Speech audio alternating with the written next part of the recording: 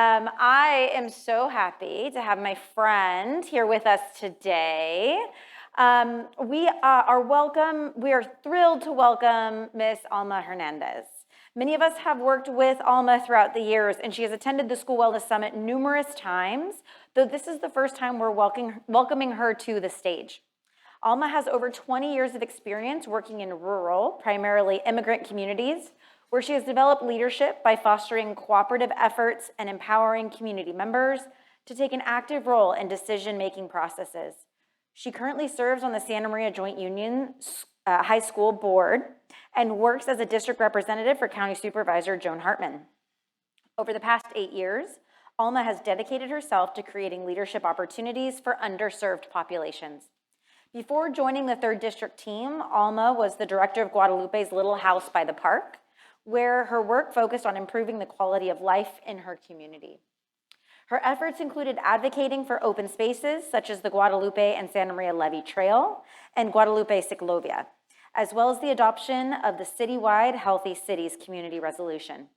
Alma is the recipient of numerous awards, including the Latino Legacy Award, the Santa Barbara County Action Network's Looking Forward Award, and the Selma Rubin Democratic Leadership Award. Please help me in welcoming Alma to the School Wellness Summit stage.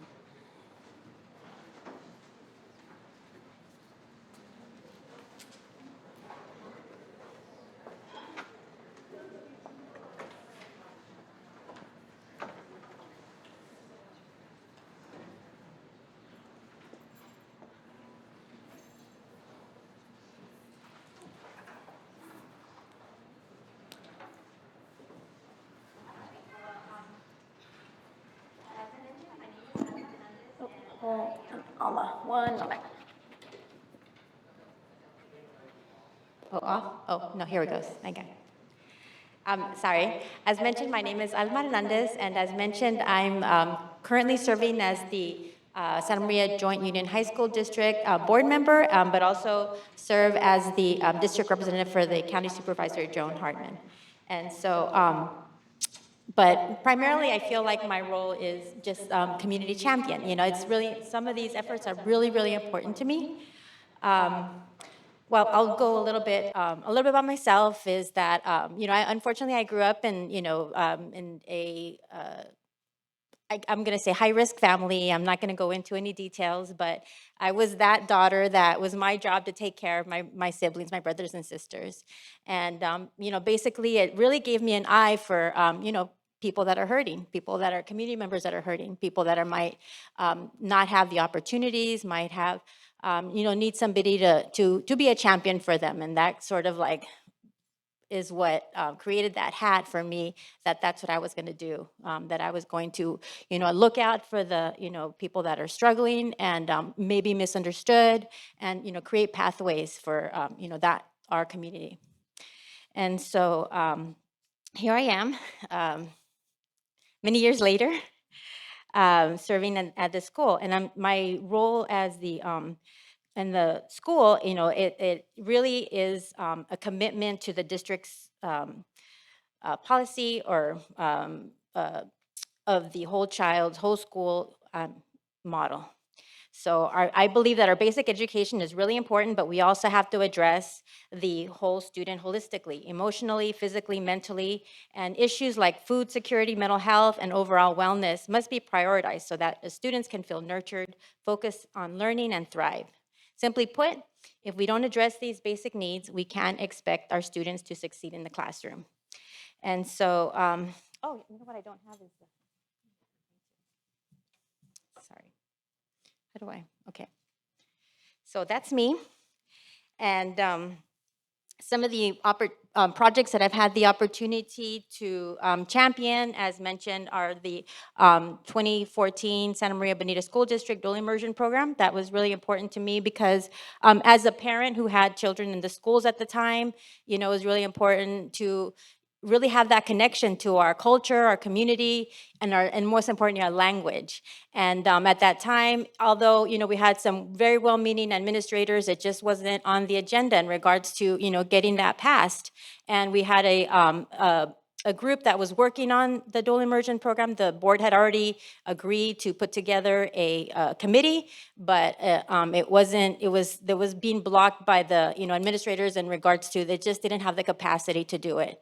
I was taking courses in my master's program and decided to jump on the committee as a parent and have those conversations with the administrators. And I really felt that as coming in as a parent and not as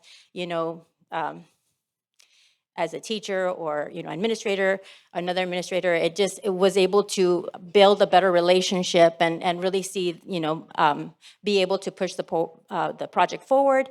And we ended up moving it up about 6 years and to be able to open it by 2014. And so now it's almost been 10 years since inception. The Guadalupe Ciclovia project was another project that was important to me in the community of Guadalupe. We really wanted to get, more open spaces in Guadalupe because there isn't any. And then when it comes to wellness and why we have, a lot of, factors of health risks in that community. And it's, one of them is there spaces for kids to run and play. And there wasn't that many, and so that was really important to me. One of the comments that was made by our political leaders at that time was that, oh, well, North County families don't walk, they don't do trails, they don't, and so there's a lot of misperceptions. And so that, again, that's where I have my hat, where, that's not true, and so we need people that are going to be willing to be champions to represent, what's the truth in our communities. Maybe there isn't access to, healthy food. Maybe there isn't access to trails and so forth, and maybe that's why they don't. So, that was really important to me to start the Ciclovia project with Alejandra back there, who worked with me at the school district to get it going and to create, the first ever Guadalupe Ciclovia, which is similar to the open streets that happens in Santa Maria and Santa Barbara, and it actually started in Colombia. And so it was really important to keep the model of the Ciclovia project was to have a like not just a few blocks. It's not a community festival. It's like miles of stretched route. That one was specifically 3 miles to really see what is our access of bicycle routes look like in our community, and it gives an opportunity for students to be able to say like, okay, this is a bike route. Can we get from one place of the city to another in a safe way? And so it kind of like opens that up. In Santa Maria, unfortunately, they're not able to do that. And that's a really good example of there is not a long bike trail in Santa Maria that you can get from one side of the city to the other in a safe way. And that's something that needs to be worked on. After the Ciclovia project was completed, we heard from parents and students that they really loved being outside. They loved playing on their bikes. More parents were saying our kids finally pulled their bikes out and started riding their bikes in the community. So it was a way to really start pushing for, that mindset change, that we like this, we enjoy this, and we want more of this. And then that sort of catapulted the Guadalupe Levee Trail project approval, because then we were able to really gather the community together to push for the Levee Trail to open up. The students worked together. They worked under the organization of Cause, and they were not only were they saying, well, yes, we want the trail, but they were learning in regards to what are the challenges that our ranchers are having with opening up that trail. And so they basically told the ranchers that, we know that there's challenges, but we want to help mitigate those. We care about the farms, but we also want the trail. So they were able to present to the Board of Supervisors, and the Board of Supervisors voted 5-0 that they were going to go ahead and push for the opening of the Levee Trail. And then the other community project that I had an opportunity to be a part of that involved the whole school, whole community, whole child project was the Corazón del Pueblo. I thought it was really important to have, in Santa Maria, where we have 85% Latinos, we don't have a Latino culture center. And so, and we were having a lot of challenges with violence in the community. The students got together, they sort of navigated what was important to them, and they decided that we needed a culture center, a place for students to be able to go and have an art space. And from that, I'm not sure if I'm able to do this, but I wanted to click on the, oops, no, wrong one. Oh, are you able to click on the Corazón del Pueblo link?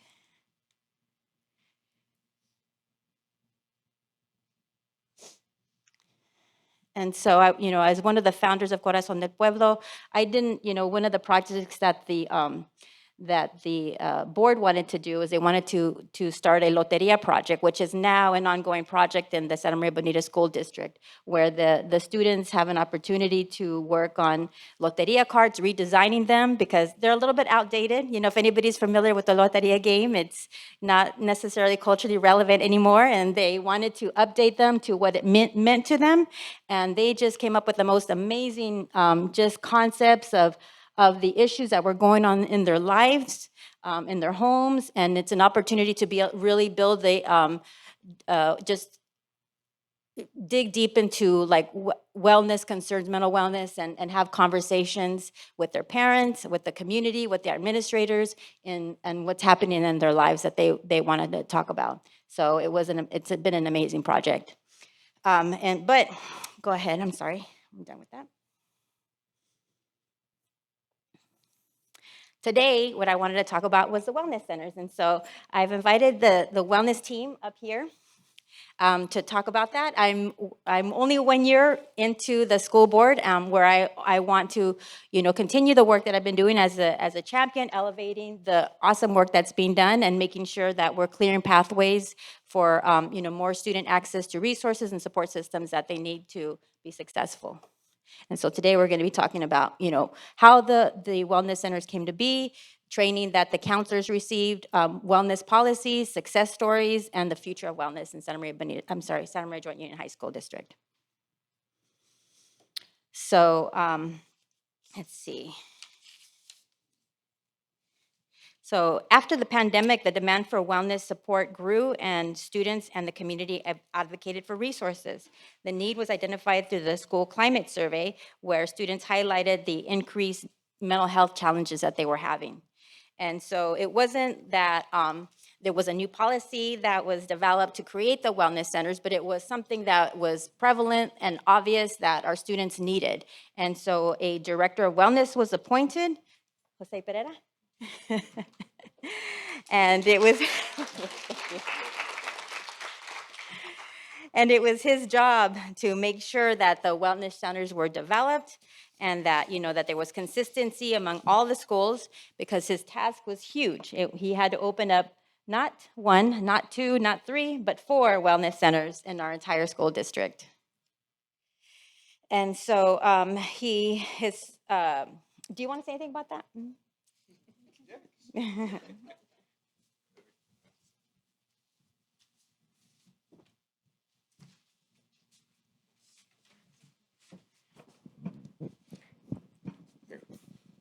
So I think it was a pretty big endeavor that our district decided to go through with.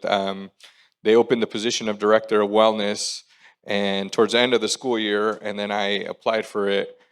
Luckily, was able to land the job. So I took on the wellness center, the director of wellness role.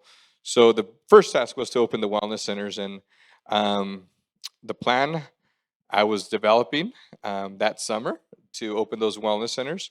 We were able to open the wellness centers. Right now, there's still 1 in the works, so 3 are officially open. Our 3 comprehensive high schools have one, and our alternative high school is in the process. So we're doing big things. Thank you. And I don't take credit for this. I give credit to our wellness team at the sites that are doing the day-to-day work, and we meet bi-monthly as a team to discuss what is working and what we need to improve. What we did at the end of the year, we analyzed what we did the whole year and decided to make some changes for this school year. We opened the doors on September 7th, 2023, and we just hit the ground running, and a lot of it was learning as we were going. So I believe Alma was going to introduce every member. So I'll give her. I'll get into that in a little bit. So let's see. So one of the things that I believe that Jose did is he gathered input from the students and also Future Leaders of America to make sure that as he was developing the wellness centers, that they included the input of our students. And so let's see. Let's go to the next slide. So tiered intervention. The wellness centers are recognized as tier 1 and tier 2 interventions within the multi-tiered system of support. They work in coordination with school counselors to ensure comprehensive support for students. And the 3 different tiers include academic, college and career, and social and emotional. And so tier 1, all of the different tiers include these 3 elements, but first tier is a support system that's for all the students. The second tier is a support system for specifically targeting ESL students and targeting students who have high absenteeism or other challenges. And then the third tier is like more the crisis intervention, but making sure that all the different elements of academic, college and career, and social emotional are included in part of that. And so I'm not going to go into all the services. You can see them there and some of our community agencies that we work with, because I'm going to let Izzy talk about that in a little bit. So let's see. So Izzy?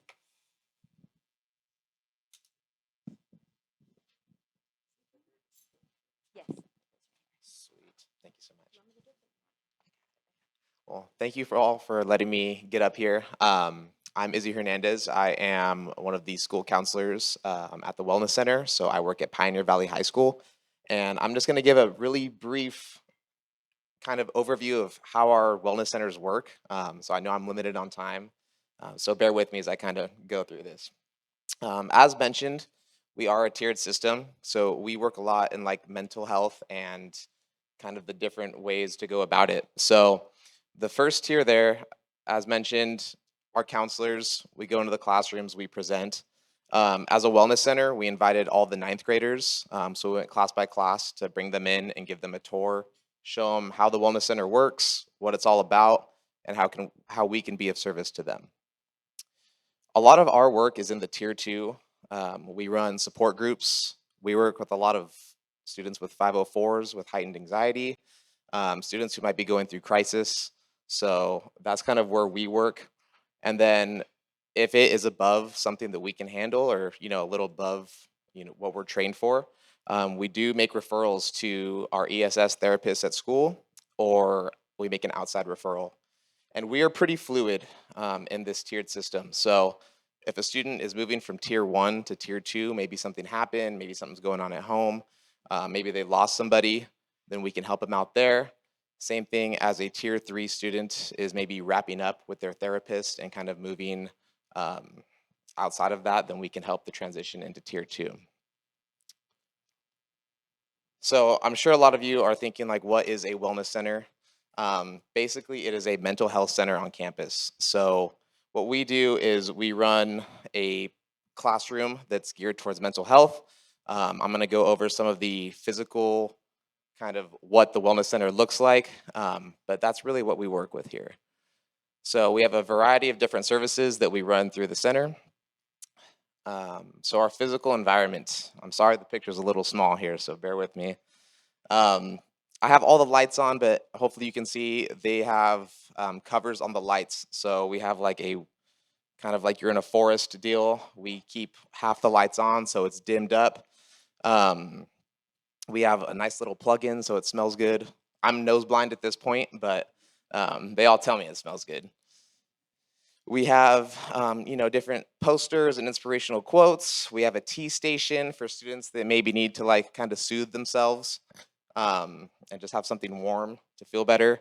And then we have comfortable furniture, so relaxing seating. So these are some of our furniture. Mr. Edwards is a great model there for us. So little squishmallow to kind of hug up and sit on. We have just comfortable seating here. We have some private spaces, so if a student needs somewhere to go, maybe they need to cry, maybe they just need some time to themselves, we have spaces for that. And so just like Mr. Edwards is sitting there, we have a space in a corner where there's comfortable seating, or maybe they need to take a second before they're ready to come talk to us. So activities, right? We have nice, comfortable furniture. We have private spaces, but we also have activities. And so part of that is just to kind of get them away from the rest of campus, give them something that's not on a device, not on a phone, and kind of just let them reset and get ready to go back to the school day. So we have puzzles. We have coloring stations where they can grab a sheet and just kind of color. We have Zen gardens. This one to the right is actually a workshop we did where they got to make their own Zen gardens and put little different stuff with them, because that's our favorite. I don't love cleaning up the sand, but the kids love it. So some of the rules for the Wellness Center, and sorry, let me just pause over here. So students need permission to come during class time. So when we opened this, we wanted to really make sure, it wasn't a place where the students are going to come hang out and not be in class. So one of the rules that we have is during class time, they need to ask a counselor or an adult for permission to come. The counselor will give us a call and see if we're available. If we are, we'll say, yeah, send them on down. I'm going to go into all the other things we do, but if we're not available, then I will say, hey, it's not a good time. Could you talk to them and maybe I can connect with them later? They are not allowed to stay typically for the whole period. So it's typically a 15 to 20 minute kind of place to go. Now, granted, if I'm talking to a student and we hit the 15-minute mark, I'm not giving them the boot out of there and saying, all right. So it's a case by case exception, but typically that's our standard of what we tell them. It is a no phone zone. So we have a pocket that goes right next to the door.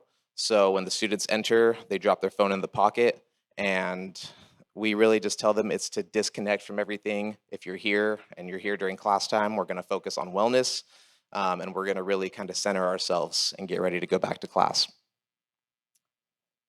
And then during non-class time, again, we have a lot of students that come during lunchtime, during break time to kind of come talk to us, sit, relax. They're allowed to have their phones during non-class time, but it still needs to remain like a quiet area for our students that are coming to reset.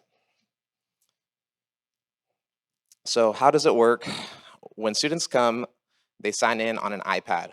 So they will give their student name, their student number, and they will give their reason for being here. The reasons are different options that we have. So it might be for a reset, it might be to talk one-on-one to us, or it might be that they need some privacy. So when they come, they'll drop their phone in the pocket. Myself or my partner will greet them and say, hey, how are you doing? How can I help you? They will choose from one of these activities or options, and then we will assist them from there. Uh-oh, did I break this thing? Okay, and then just some of the other services we offer. This is our flyer. So as I mentioned, we run lunchtime activities. I think I saw Jasmine from Casa Pacifica over here.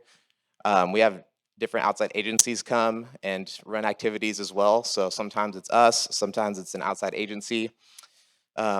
We run support groups. So these are our 4 groups right now. Our groups are, basically they're psychoeducational groups. So they're 8 weeks. We teach them about whatever topic their group is. For example, our wellness group does a stress and anxiety, and we'll go over different stressors, coping skills, and that sort of thing. And then, yeah, there's a QR code. So when we have the flyer out, there's a QR code where the students can sign up themselves and self-refer for a group. And it is linked to my email, and I will reach out to them and see, what their interest level is, what kind of group they think they're going to fit in, and how we can assist them. And I think that is about it. So thank you so much. Appreciate it.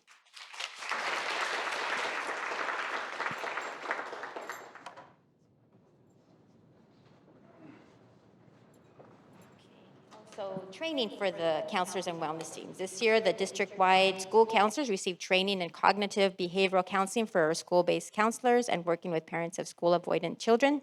Additionally, school counselors and crisis intervention consultants at the Wellness Center obtained their mental health first aid certification. It's a certification that remains valid for 3 years.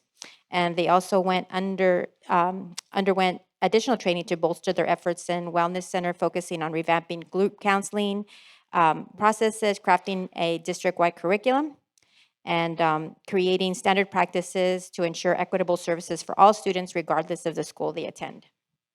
In March of this year is when we finally got around to doing the policy, revising our policy to ensure that students focus more on well-being, provide better counseling service, and offering students more support for their future careers in education.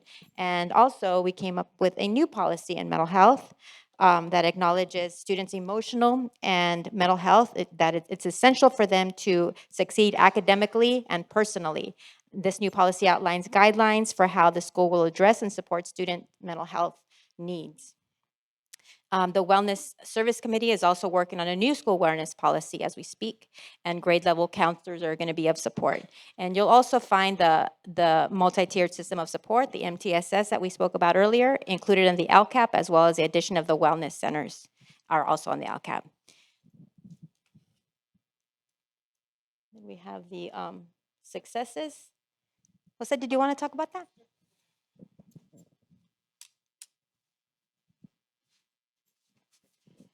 Alrighty. So let me go back. I think it was.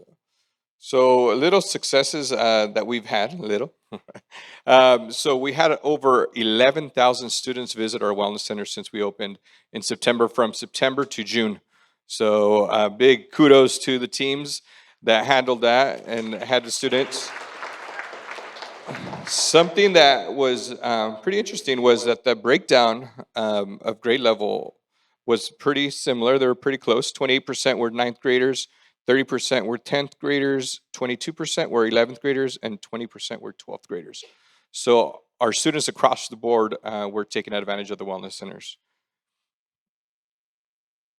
So once again, here's a breakdown. We broke it down even further. So there's the amount, 11,163.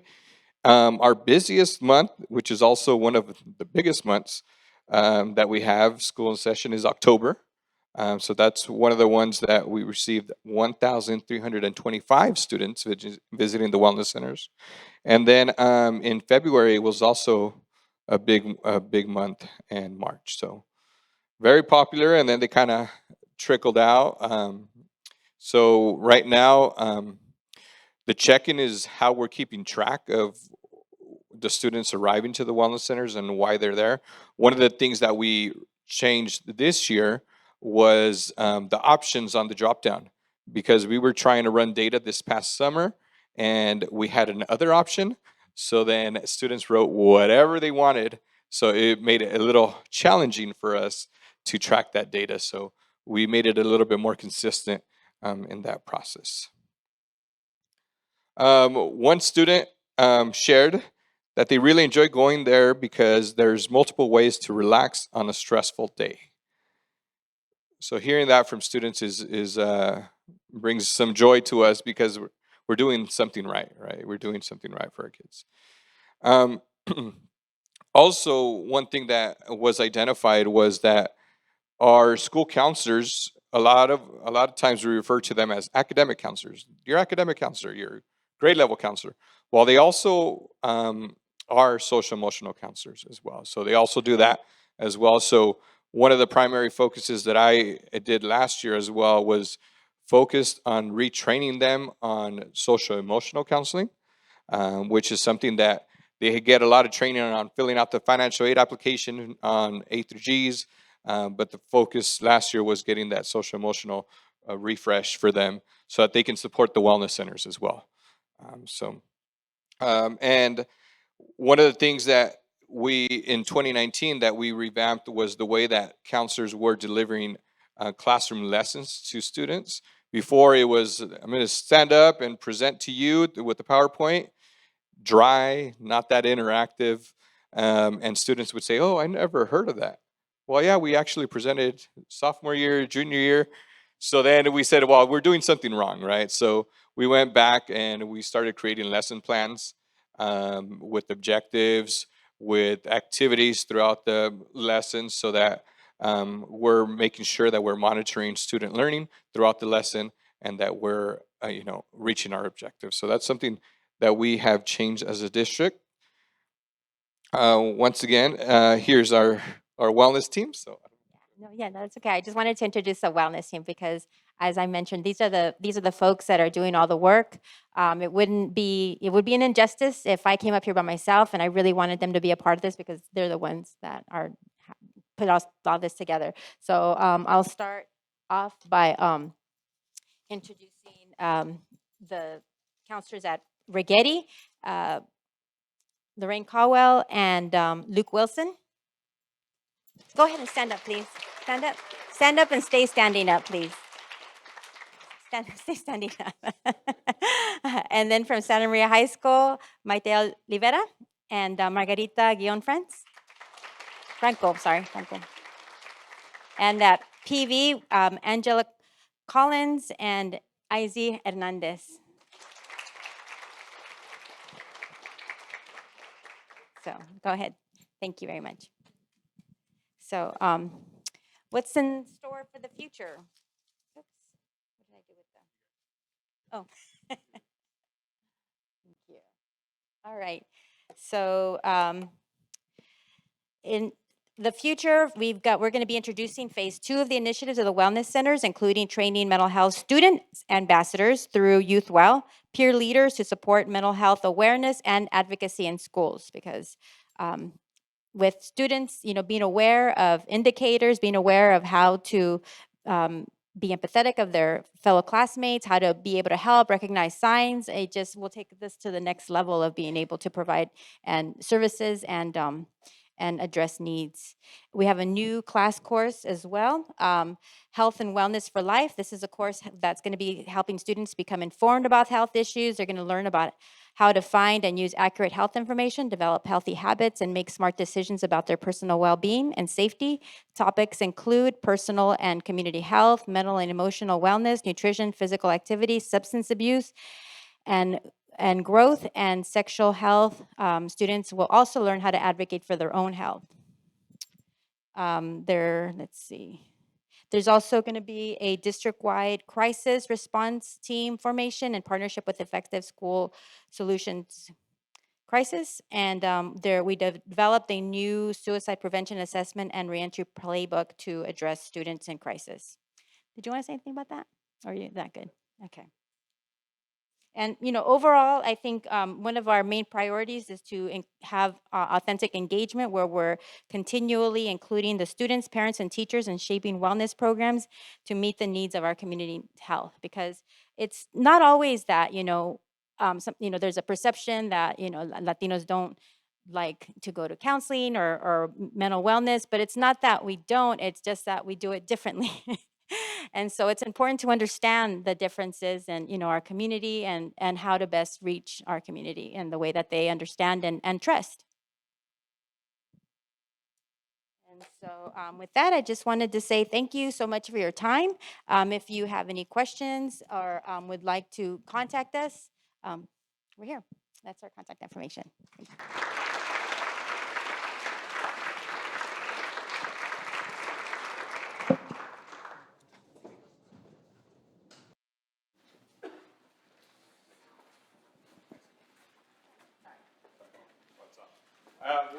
Another thing, if you would like to get a tour of the Wellness Center, feel free to send me an email and I could coordinate that tour for anyone that would like to go visit.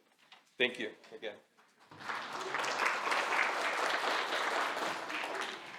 Once again, I'm convinced I was born in the wrong generation.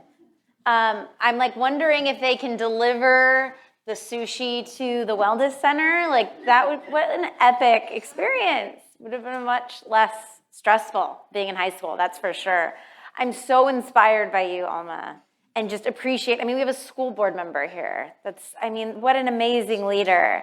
I also want to give thank you. Yes, And to her team, right? Just that means a tremendous amount to those of us in the room who are struggling to make this happen every day. To have leadership here helping to lead the way, it means a lot. And we just really appreciate that.